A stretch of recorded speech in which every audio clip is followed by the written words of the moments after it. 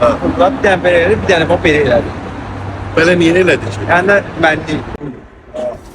Hələ 99 manata götürsəm 35 dənədir. Hə.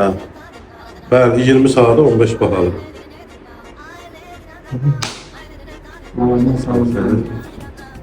Alo.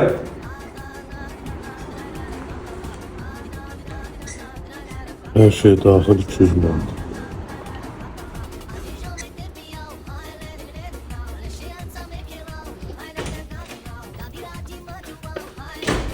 Neyse, ne var, ne yapsam Bu nədir? her şey daxil tutulmaqda. Her şey dahil, her şey dahil. Burada ailə də var, ailə məsələsi də var. Robşda hər şeydə əziyyətim var da mən. Baş verirəm, budur da. Yani ben kameraları yığıştırıp da unutacağım. Kamera, dur gəbər. Dur. Ha, bu necə oldu? Sən bir də mənə Gəldi, Ha. aldı müştəridən, bax. Belə atanda buradan önce 5'li belə getdi. Mən gördüm amma çox şey dedim, narahat olma, öz düşanın kimi, yarısı sən, yarısı mən.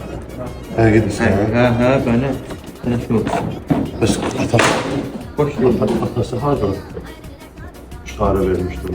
Atası da sözündən deyil, olmuyor. Varlı. Ha, nətər oldu? Var belə. Atası burada, buradan baxır, dedi, bax, belə elədi. Belə necə yəni belə? Bax, yəni belə, yəni, fırlat da, Ha. fırlat, bir dənə belə elədi, bir dənə bax, belə elədi. Belə niyə elədi ki? Yəni də mən deyil ya. Sol elədi, sağ elədi. Yox, sol sağ elədi, yəni, Bu nə bildin atasıdır? şalvarından da. Şalvarından tanıdı.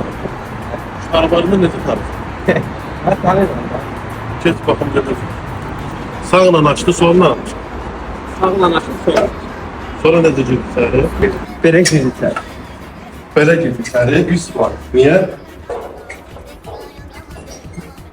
O zaman kameraları yığışdırdım. Da sən buradasan. Hə, 100 var. Ama atasında Ona şalvar. verən pulu mənə ver.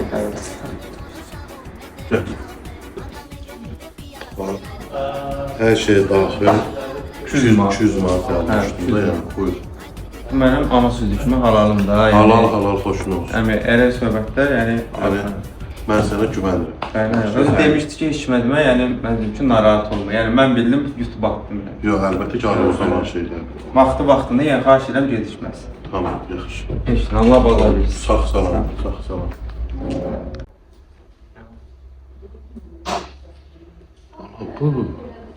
Bu gün sabah mənə də torbamı tikəcək bu.